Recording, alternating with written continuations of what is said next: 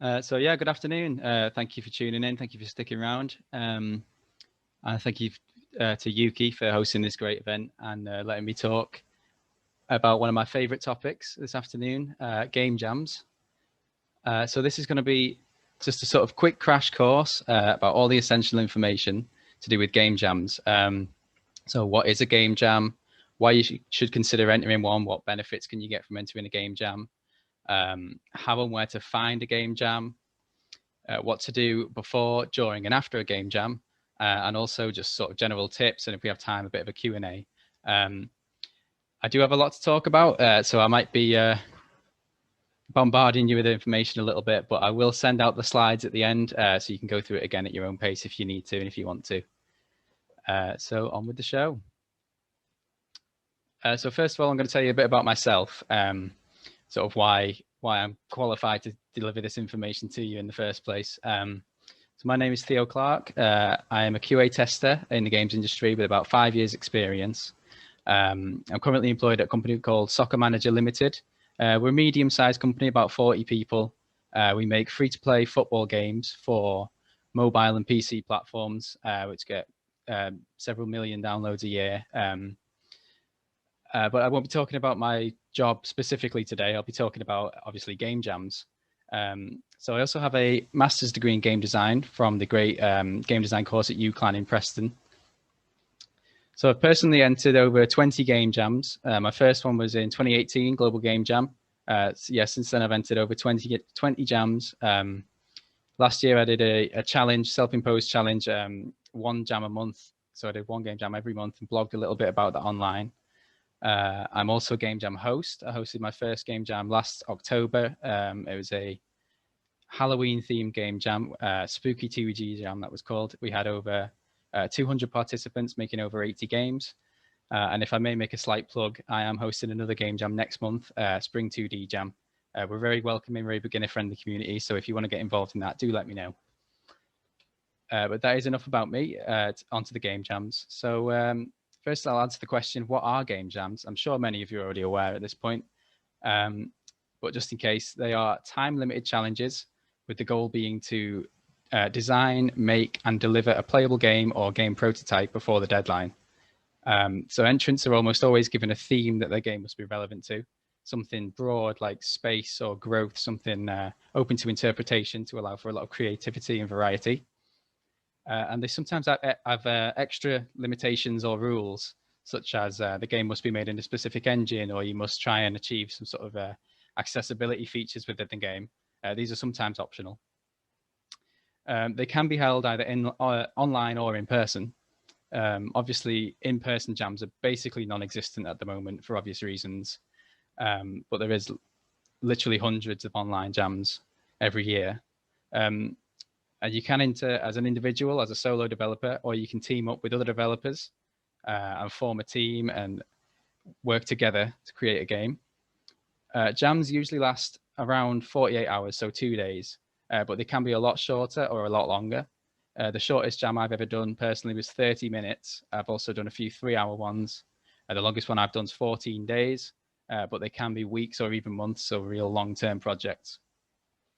And in rare cases, you do get commercially successful, well-known games coming out of game jams, like Surgeon Simulator was a global game jam project to begin with, and Snake Pass, and Super Hot was also a game jam project. So some well-known game jams.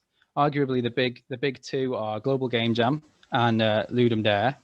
So Global Game Jam is the biggest in-person game jam in the world. It's a worldwide thing.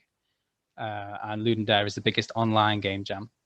There's also Nordic Game Jam, which is the biggest single-site in-person jam in the world, which takes place every year in Denmark, I believe.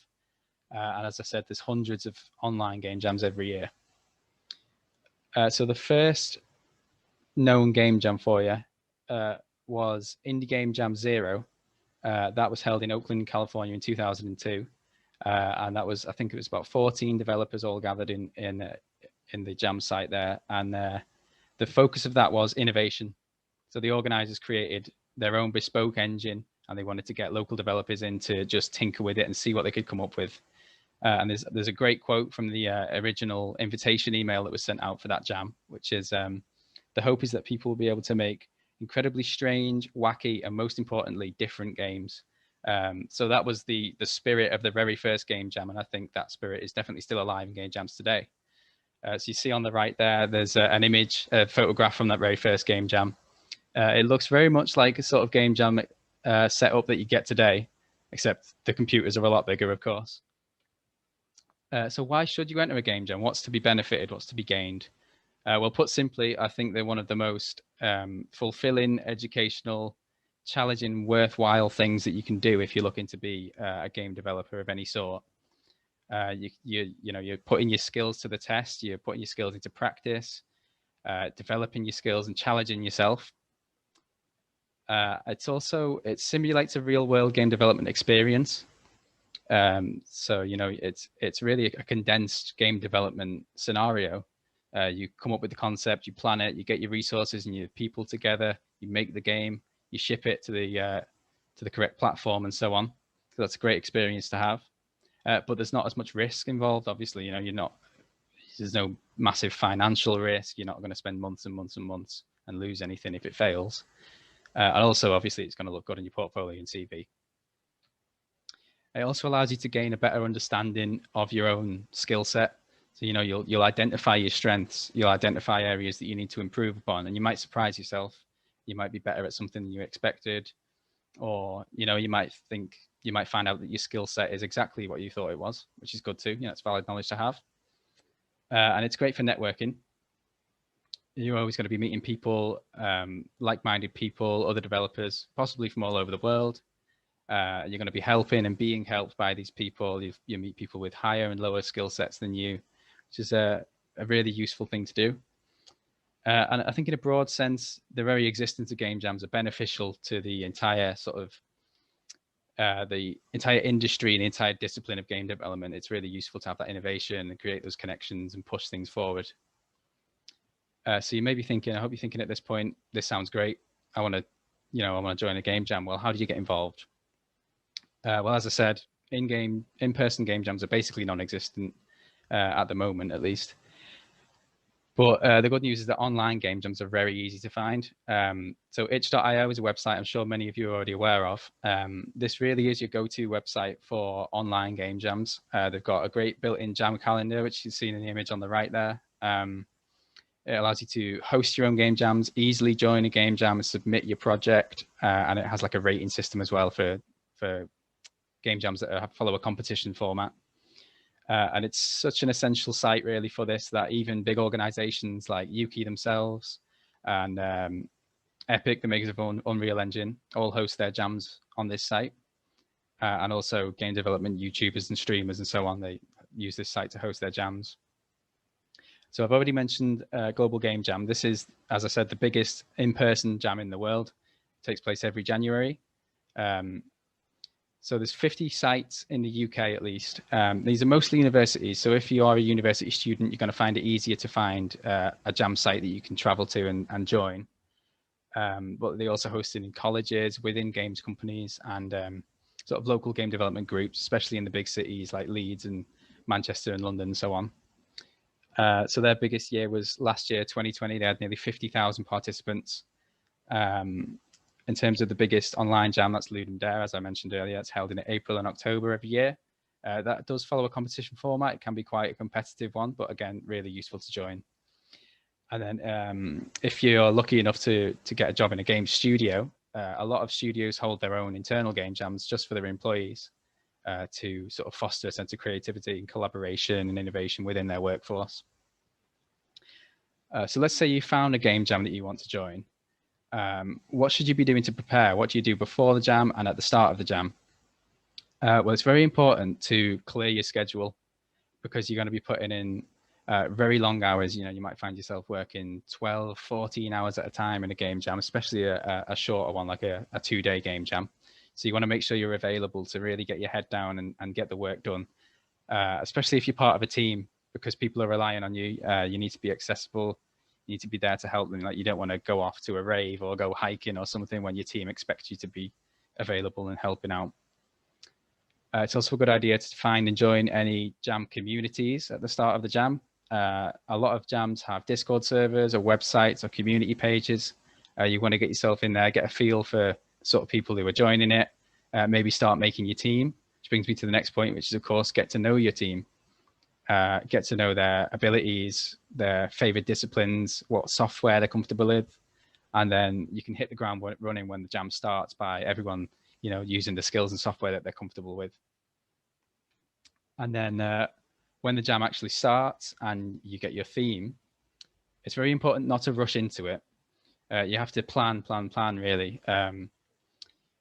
You want to generate ideas to do with the theme. So get a big piece of paper, write the theme in the middle, create a mind map, search the internet for your theme, just see what pops up, gather references, think of any games, TV shows, movies, or anything that is relevant to the theme. And of course, just discuss it a lot with your teammates if you're in a team. It's also important to think small.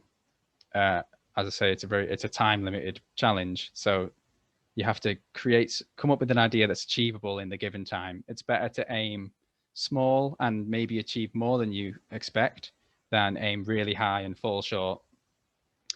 And you also want to make a design document, a bit of documentation, a bit of a dev plan to follow, and make a list of all the different tasks, all the different assets that you need, so everyone knows what they're doing, and delegate those tasks to the other team members if you are in a team. And it's important to do all of that before you open any game engine or start working on any assets at all. So then during the jam, it's very important to maintain focus and be completing the tasks that you assigned yourself steadily. Make sure you're not spending too little or too long on anything. You should, if you plan correctly, you should have a list of all the tasks, all the assets you have to make, and so on. So make sure you're ticking them off as you go. Stick to the plan. Don't make any massive changes or move the goalposts for anyone.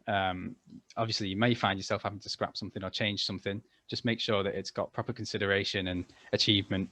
And then make sure you're communicating with your team as well. It's absolutely key. If you're doing an in-person jam, go over to the desk and see what they're up to, see if they need any help. If it's an online jam and you're in a team, just ping them a message on Discord or whatever you're using. Offer to help them out if they're stuck on anything.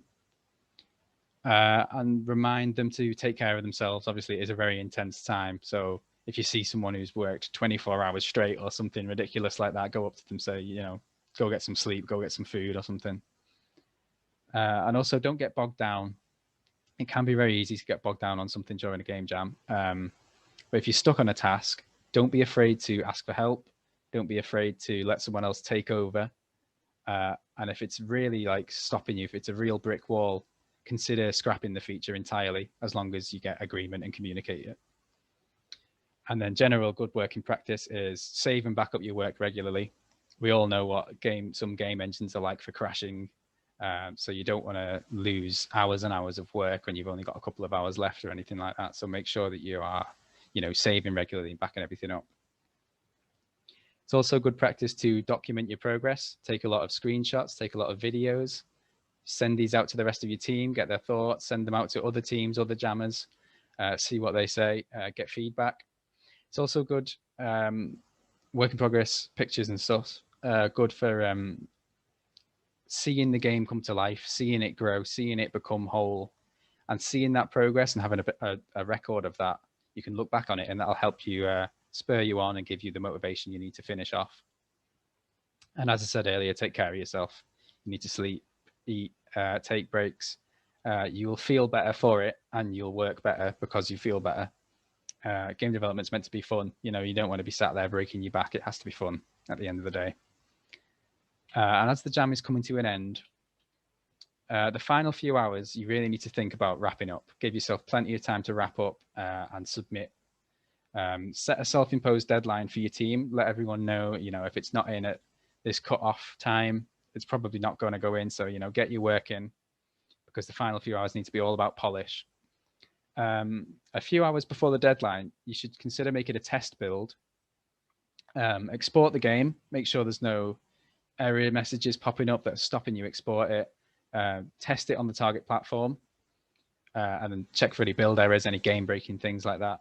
It's better to know early, so that and also if you have a backup build, if you find that the final build somehow failing, you have that fallback to submit in its place if you need to. And save the last hour or two just for submitting. Submitting can be surprisingly awkward. You have to come up with your screenshots, description, make your credits. You have to build it, zip it, submit it, and all of that. So make sure you give yourself a good couple of hours to do that. And then once you have submitted, take a breather, have a bit of a relax, play your game, play other teams' games, discuss the jam, have a bit of a debrief if you want to. Show off your work, put it on your social media, share it on Discord groups or whatever. You should feel very proud if you've got that far, especially if it's your first jam. You should feel proud about it, because obviously it is a very intense time. As I said, you've made a game in a very short amount of time, something to really be proud of, even if it's not if you don't achieve the vision you set out with, it's still a good thing to have done. And who knows, maybe you can continue developing it after the fact. And that does bring me to the end of my talk. I want to say thank you for listening. Thank you to Ukie for hosting this again. And thanks to Google for providing all of the cheesy stock images I've used. I've provided a few links there to some more resources. There's my socials. I will put a link to my slides in the chat in just a moment, so you can check it out in your own time if you want to. And now, do we have time for questions? Yeah, we've got about 4 minutes, so we can go Fantastic. through that. But yeah, I just want to say thanks. Honestly, really good presentation. I run a lot of student game jams through our student membership program, so I know kind of how important they are for the students. The one we did at the end of last year, I think we had 380 students take part in it across like 60 different teams, and it's similar to Global Game Jam in that they work remotely from their kind of like location. But some of the games that they come up with are incredible. Like I'm looking at them afterwards thinking, you came up with this in like 48 hours. I've seen people create games in a lot longer period than that don't necessarily look as good. Not that I don't want to point any fingers at anyone, but like, yeah, it is really quite cool what you can do in such a short period of time. Mm-hmm. So the first question here is, what was your most memorable game jam, and what did your team make? What was the most memorable game, I suppose, that you've made? So my most memorable jam was probably the epic Unreal Spring Jam last year. So I actually was a solo on that one. I made it was the first time I'd made a 3D jam in Unreal, a 3D game in Unreal for a jam, I think. And that was 5 days long, and I just I sort of didn't follow my own advice to get enough rest and stuff on that one. I think that's the most memorable one, because it really sort of took a toll on me. I probably overdid it on that one. Yeah. Which is easy to do. It is easy to go down that road. Yeah, I mean, well, you literally just said working solo, and one of the questions was, is it possible to do a game jam solo? But I know you just kind of answered that. But like, if you want to, is it possible? Is it, do you have to? Definitely, yeah. In fact, probably more than half the jams I've done have been solo ones, to be honest. It can be, yeah. It's probably better to do a solo one online than it is in person, because if you're in an in-person place and you're seeing a team of 4 people, a team of 3 people, and you're sat on your own, you might feel a bit left out. But yeah, it's definitely possible.